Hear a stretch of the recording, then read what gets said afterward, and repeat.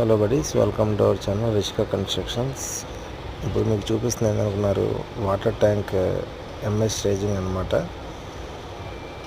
ఎంత పెద్ద water tank చూడండి. దానికి వాళ్ళు స్టెప్స్కి ఎలా యూజ్ చేశారు చూడండి, వాక్వే జాలి.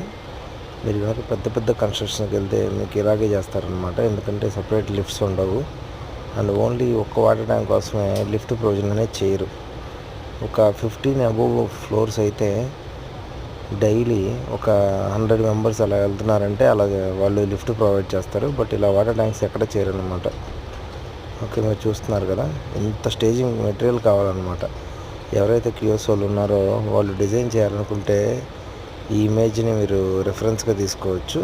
ఈవెన్ అదిగోండి, పుల్లి కూడా ప్రొవైడ్ చేసుకున్నారు. ఏంటంటే ఏమైనా చిన్న చిన్న మెటీరియల్స్ మిస్ అయినా వాక్వే జాలీలు అవి ఇవి కావాలనుకున్నా వాళ్ళు దీంట్ నుంచే లిఫ్ట్ చేస్తారనమాట. Okay, thank you.